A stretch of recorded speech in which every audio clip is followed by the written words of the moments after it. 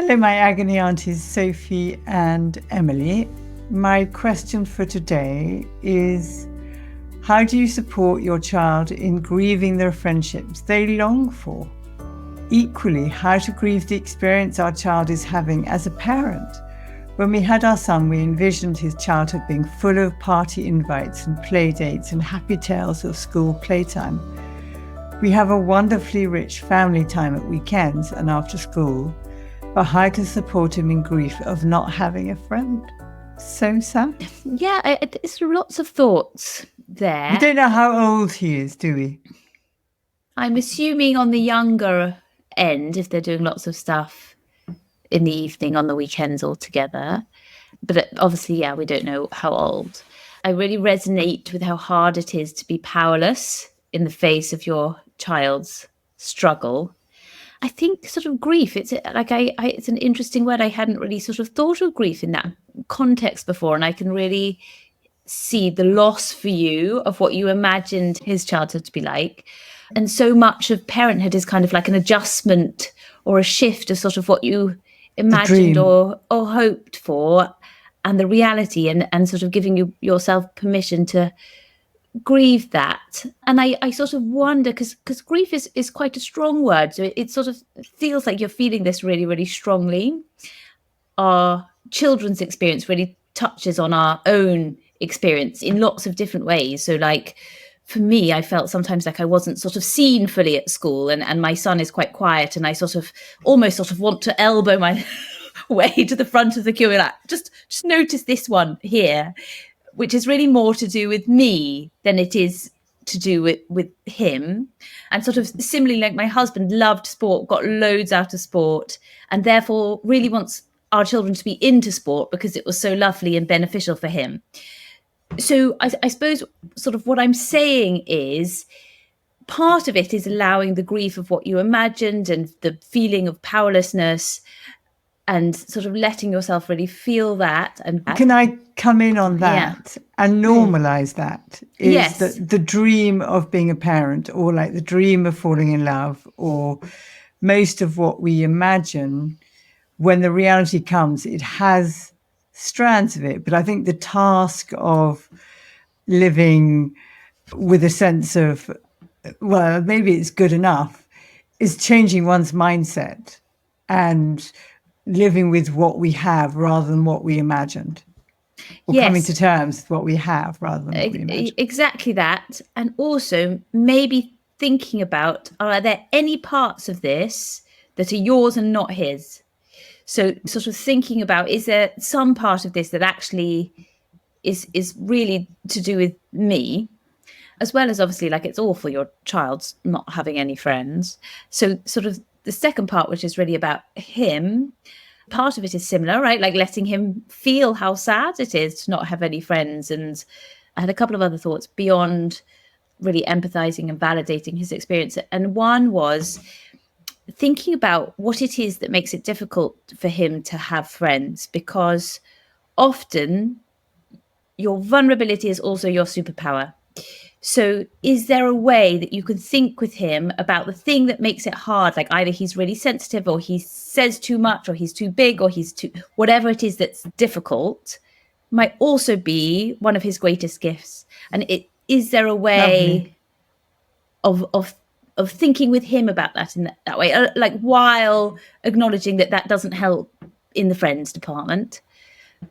And then the other thing I thought, just more practically, is if school's really hard, I imagine that you're working with the school, in touch with the school. I don't know if he's got any sort of like, there's different programs like ELSA and Thrive that can support children socially. But if that's sort of, you're doing that already, maybe finding something that he really likes outside of school that other children do that are his age. Because often if you struggle socially, you're in to find friends is finding other people with the same interests as you. So if there's something that he really likes doing, sort of follow that and find, which this isn't answering your grief question, this is more sort of practical, which probably you're doing already. So yes, I feel like I've rambled on now quite a long time. I don't think you've rambled on. I think you've just covered most of the bases. As you were talking, I was like, Emily, I've got nothing left to say. Yes, I felt a bit rambly. No, it was great. It was great. And for me, the word grieving often means something quite final, like this is over, like this is the permanent state that your son is going to be in without friends. And I'm just wondering to check in with yourself about why it maybe feels so final. Again, we don't know his age, but my experience of school is I really went through phases where friends were incredibly difficult. I remember at the end of my primary school sitting down with dinner with my mum and dad and telling them that I had no friends and how sad I was for having no friends, aged 11. And so also maybe holding on to the possibility that things don't last forever, that this may be what is hard for him right now and hard for you as parents to watch him going through that. And you want to validate that experience rather than dismiss it and be like, oh, it's one day you'll have friends, don't worry about it. I don't mean that.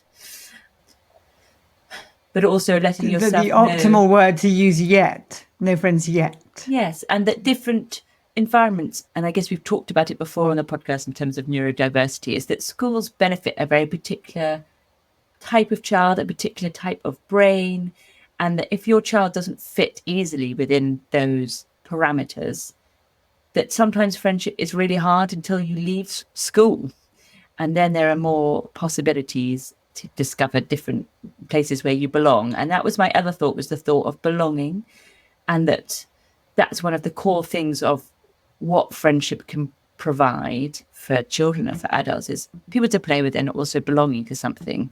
So I suppose it links up with Emily's point about exploring things outside of the traditional environments where he might be able to belong because they all like the same thing. And that might be online, that might be in different contexts. You know, it might not look like play dates and busy weekends of parties. It might look like something different. It's lovely. I remember with all of you at different times wanting to literally throttle different children at different times. I had that today with my daughter. It was a scenario of in the car, you know, as happens on the way back from school, being told she'd been left out of a play date. All her best friends have been invited on a play date and she hasn't been invited today. Oh. And she feels really sad about that. And then I wanted to go and I feel sad hunt now. out how did this happen? And I had to really manage sort of my own adrenaline and be like, I just know I need to react to this when I've calmed down. And it definitely did bring up all my memories of the times when I've been feeling left out, as it, you know, and how horrible school can be.